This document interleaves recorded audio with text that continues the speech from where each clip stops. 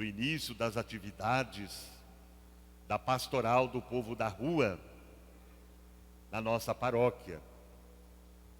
Essa pastoral que está ligada a todo o trabalho social, né, que a igreja realiza, manifestando assim a sua presença na sociedade. Então, através das pastorais sociais, de toda a atuação das pastorais sociais, a igreja manifesta a sua presença na sociedade, na vida das pessoas, uma igreja samaritana, uma igreja próxima daqueles que mais precisam, daqueles que mais necessitam, uma igreja do lado dos pobres, dos sofredores.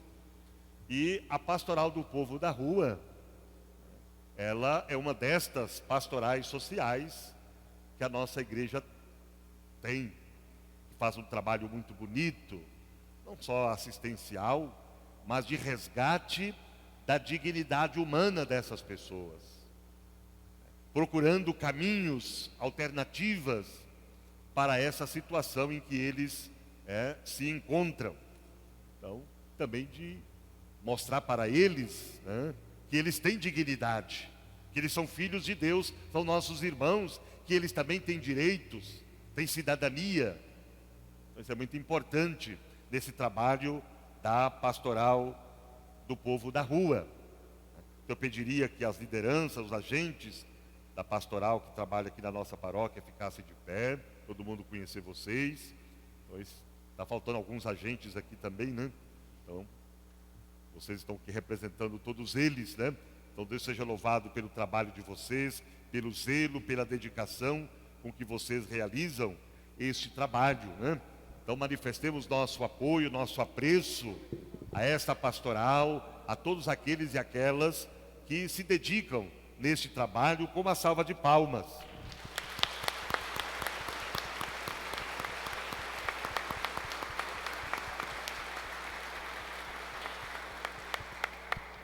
Pode assentar? Se mais pessoas quiserem, né, fazer parte desse trabalho, abraçar essa causa, podem procurá-los aí depois da missa, né?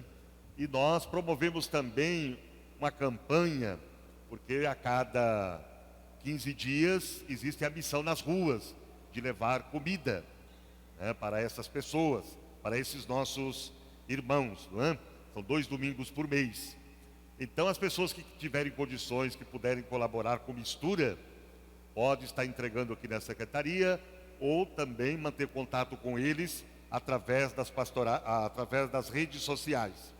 Então, as misturas são linguiça, salsicha, frango, carne moída. Então, quem puder fazer doações, né, pode estar entregando aqui na secretaria da nossa paróquia, como também pode estar entregando para eles, tendo contato através das redes sociais. Também nós estamos acolhendo, né, os jovenzinhos que estão se preparando na catequese para receberem os sacramentos. Claro, a catequese não é só para este ou aquele sacramento, né? Mas a catequese é para formar realmente discípulos e discípulas de Jesus, homens e mulheres maduros, adultos na fé, que acolhem a palavra realmente na vida, no coração, a palavra de Deus, portanto. Então nós também queremos saudar os nossos jovenzinhos. Alguns vão receber os sacramentos do batismo durante o tempo pascal, né?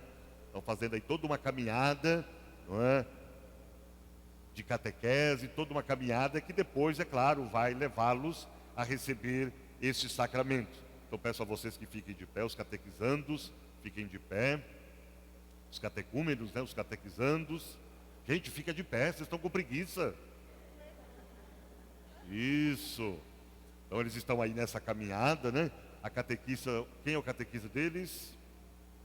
O catequista, então, Humberto, né, que é o catequista deles, que os acompanham, né? Então acolhemos os nossos catequizandos, o seu catequista, com uma salva de palmas.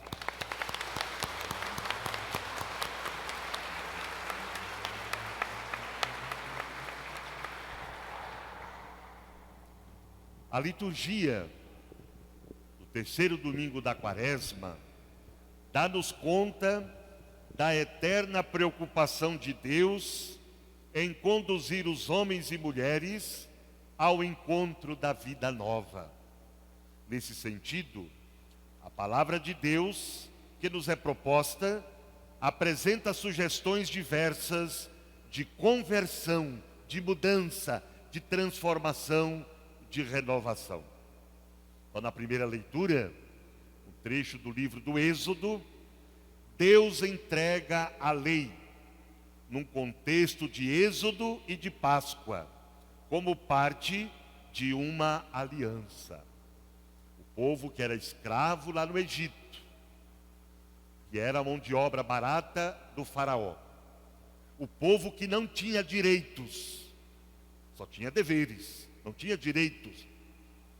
Então era uma situação de escravidão, de opressão, de violência muito grande. E o povo então, sob a liderança de Moisés, com a ajuda de Deus, enfrenta o poder do faraó. Foi o primeiro movimento social do povo de Deus contra os opressores. Então, enfrentaram o faraó e se colocaram a caminho da terra prometida. Saíram daquela situação, conseguiram, o povo se mobilizou, o povo se organizou e conseguiu se libertar da opressão do faraó. Então o êxodo, a saída daquela situação para a escravidão. E a Páscoa, quando se fala Páscoa dos judeus, está se falando da libertação da escravidão do Egito. Jesus estava em Jerusalém durante a festa da Páscoa, quer dizer, durante a festa em que se comemorava a libertação da escravidão do Egito. É um momento fundamental na história do povo de Deus, na história da salvação. Deus se apresenta desde o começo como libertador. Eu sou o Senhor teu Deus, que te tirou da escravidão do Egito. Os 10 mandamentos brotavam do amor de um Deus libertador, que depois de ter libertado o seu povo da escravidão material do Egito, queria libertá-lo também da escravidão moral, das paixões e do pecado. Deus não deu as leis do Decálogo para serem um atentado contra a liberdade humana. Pelo contrário, para que os homens e as mulheres sejam livres e respeitem a liberdade dos outros. Os mandamentos da lei de Deus são indicações que dizem respeito às 2 dimensões fundamentais da nossa existência: a nossa relação com Deus e a nossa relação com os irmãos e irmãs. Então, os 10 mandamentos, 3 primeiros se referem aos direitos de Deus. Os outros 7 se referem à pessoa humana, aos seres humanos. Os mandamentos que dizem respeito à relação do ser humano com Deus sublinham a centralidade que Deus deve assumir no coração e na vida do seu povo. Deus não é uma opção a mais na minha vida, dentre muitas opções. Deus é uma delas. Não, Deus é a opção fundamental da nossa vida. Deus deve ser prioridade na nossa vida. Nada pode ocupar o lugar de Deus na nossa vida. Eu sou o Senhor teu Deus, não terás outros deuses além de mim. O Deus do poder, do dinheiro, do prazer e tantos deuses que vão sendo fabricados. E nós temos sempre que refletir, né? Será que eu não deixo que coisas ou pessoas sejam mais importantes na minha vida? Será que realmente Deus é absoluto na minha vida? ou são coisas, são pessoas, objetos que são absolutos na minha vida. Deus é o centro de toda a minha vida, de toda a minha existência. É importante refletir isso. Então são os direitos de Deus. E os direitos, os mandamentos que dizem respeito à nossa relação com os irmãos, convidam-nos a despir de comportamentos que geram violência, egoísmo, agressividade, cobiça, intolerância, escravidão, preconceito, racismo, indiferença às necessidades dos outros. Nós temos que também refletir, porque às vezes a gente encontra as pessoas que dizem assim: eu não tenho nenhum pecado, porque eu estou em dia com os mandamentos, eu não mato e eu não roubo, como se os mandamentos fossem só isso. Às vezes nós podemos estar em dia com a letra da lei, não com o espírito dos mandamentos. E Jesus diz que é o espírito que dá vida. Então, muitas vezes nós estamos em dia com a letra, mas não com o espírito. Veja, os mandamentos da lei de Deus, eles colocam como centro a vida humana, a preservação da vida, da justiça social, dos direitos da pessoa humana. Na lei de Deus nós encontramos o fundamento da defesa e da promoção dos direitos da pessoa humana, da dignidade humana. E aqui é muito importante a gente reforçar, porque tem pessoas que, movidas por preconceitos, por má informação, ou porque vê isso nas redes sociais, ou em programas, não é? Essa coisa toda, dizendo que os direitos humanos são para defender bandido. Olha os direitos humanos aí, ó. Cadê os direitos humanos? Olha aí, cadê os direitos humanos para fazer isso? Isso está errado. Isso aí contra a lei de Deus. Direitos humanos são direitos à liberdade, são direitos à vida, à terra, teto, trabalho. O que a Sexta Semana Social Brasileira, promovida pela nossa igreja, está refletindo, mutirão pela vida. Então, direitos humanos são isso, é o direito de ir e vir.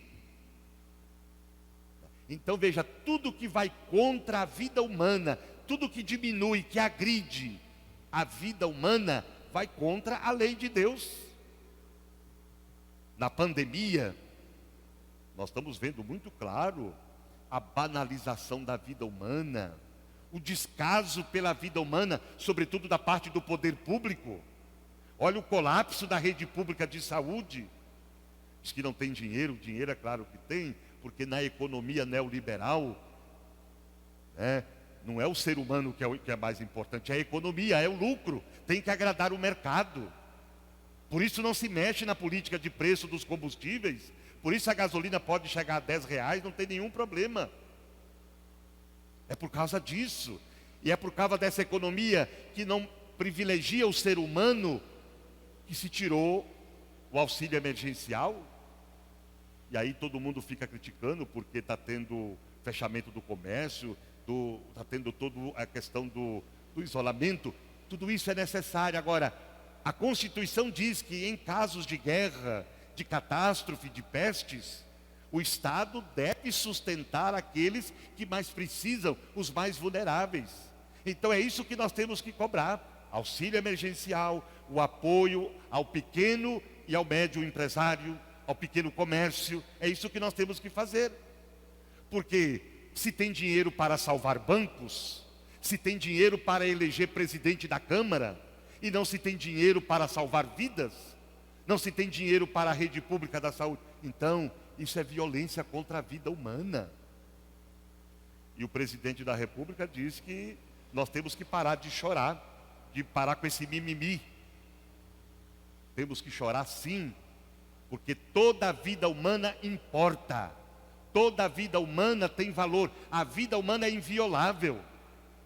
O 5º mandamento da lei de Deus, não matar, é absoluto. Nós choramos sim. Nós choramos sim. E não estamos com mimimi. Porque são vidas humanas que estão sendo perdidas, vidas que podiam ser preservadas, mortes que podiam ser evitadas. Mas o presidente é insensível.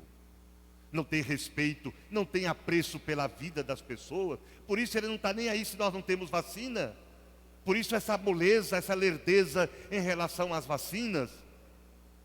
E nós sabemos que é importante nesse momento a questão da vacinação, mais vacinas. Isso é respeito pela vida.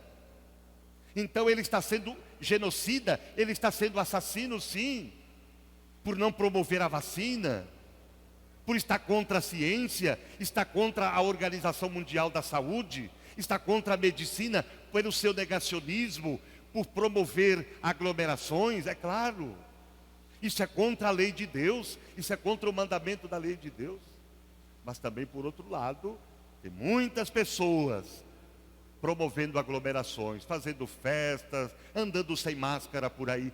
Isso também não está certo, isso também precisa ser denunciado, não é? E as pessoas precisam de tomar consciência também, precisam se informar melhor, precisa tomar consciência. Nós estamos vivendo momentos difíceis, essa pandemia, então todos precisam também de dar aí a sua colaboração, o seu apoio. Então veja, a lei de Deus, né, ela tem que ser compreendida nessa perspectiva. É nessa perspectiva que a lei de Deus deve ser compreendida e deve ser entendida.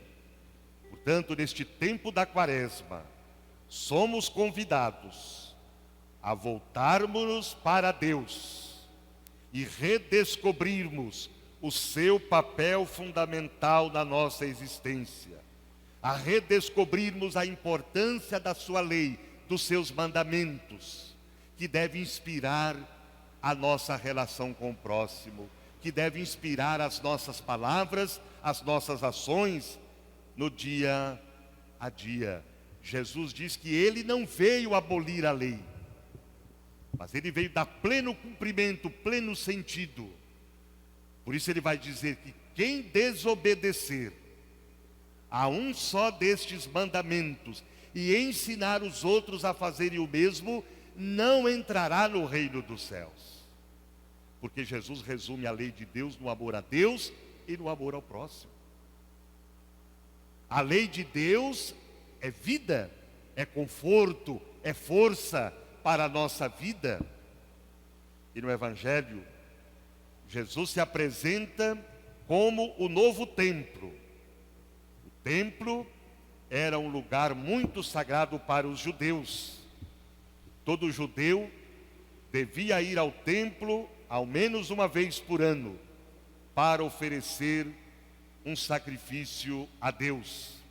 Essas ofertas para os sacrifícios faziam girar muito dinheiro e provocavam abusos e exploração. Então o povo, para receber o perdão dos pecados, tinha que fazer um sacrifício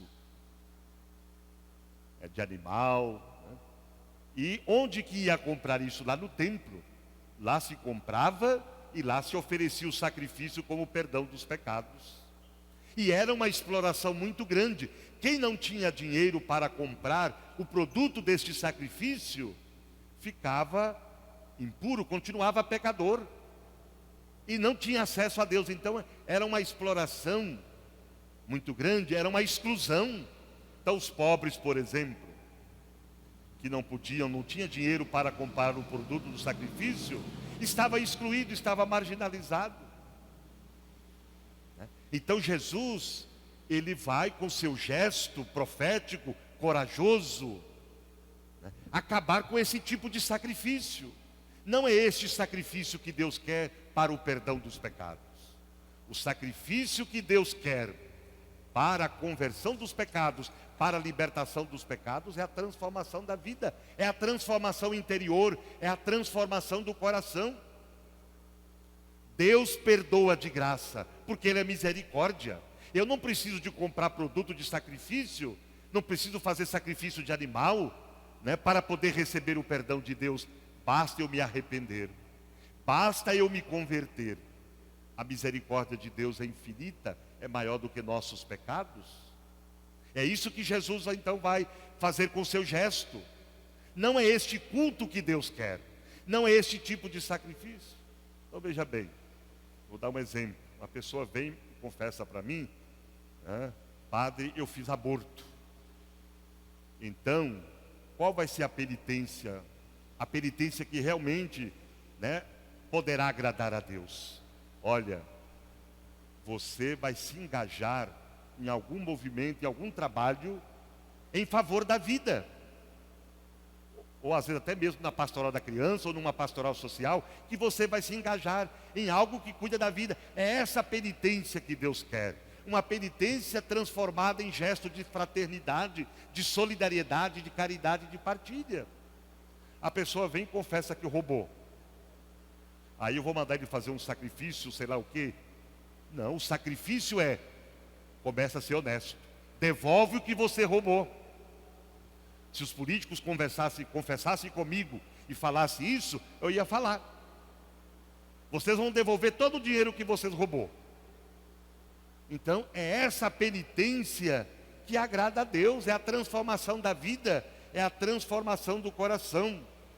Por isso, o gesto de Jesus, de pegar o chicote e expulsar todos aqueles ladrões do templo, é um gesto corajoso e profético. E também de denúncia daquela situação que ali imperava. E ao mesmo tempo, o gesto de Jesus era: isso agora acabou. Isso agora acabou. Essa estrutura que está aqui não diz mais nada. Não ajuda o povo a se unir. Não ajuda o povo a se encontrar com Deus. Não ajuda. Porque o templo era lugar do povo se encontrar, do povo rezar, celebrar suas festas. E se tornou o centro do poder econômico daquele tempo.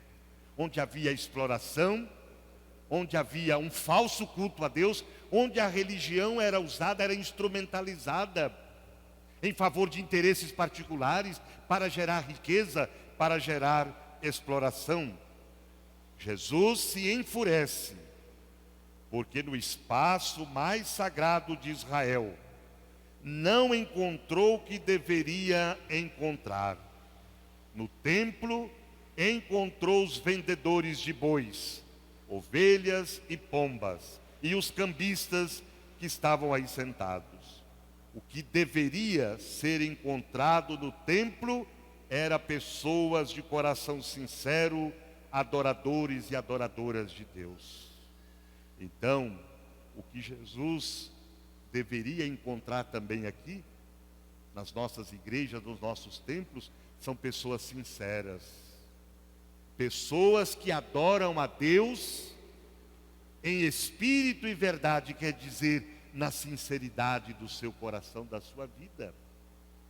O que Deus quer encontrar em nossos templos são pessoas que prestam culto a Deus, a Ele no templo e depois na vida lá fora, no dia a dia. Porque esse é o culto que agrada a Deus. Deus não quer um culto apenas dos lábios, um culto de aparência, um culto de fachada.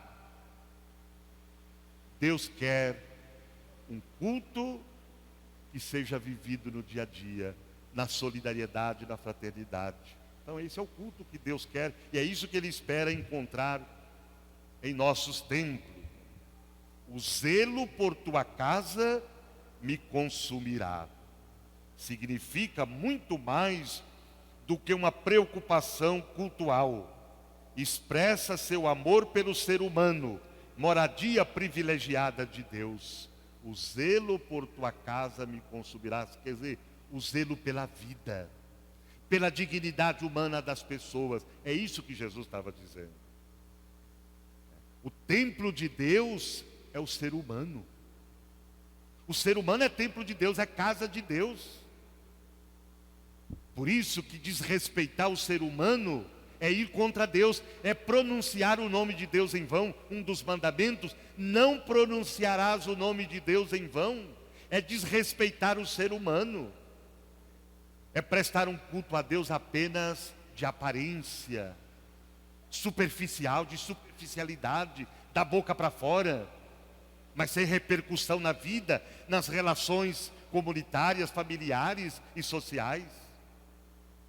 Por isso que o Papa tem insistido muito, para que criemos a cultura do cuidado. O zelo por tua casa me consumirá. Quer dizer, o cuidado pela vida mais frágil, por aqueles que mais precisam, que mais necessitam. O cuidado com o pobre, com o doente, com o sofredor. O cuidado com aqueles que estão sofrendo com a pandemia, que estão infectados. O cuidado que se traduz em mais vacinas, vacinação em massa, vacinação já, com urgência. Tem que parar com essa lerdeza. E tem que ter vacina para todo mundo. É preciso haver aí um plano realmente de vacinação, um plano de enfrentamento da pandemia em conjunto, seja nos estados, nos municípios e na federação, todos se unirem. Isso é o zelo pela casa de Deus, o zelo pelo ser humano, porque a casa de Deus é cada um de nós, é o ser humano. Jesus, os judeus falam para ele, as autoridades judaicas, mas com que autoridade que você está fazendo isso? E Jesus diz: destruí este templo, e em 3 dias eu o levantarei. Jesus fala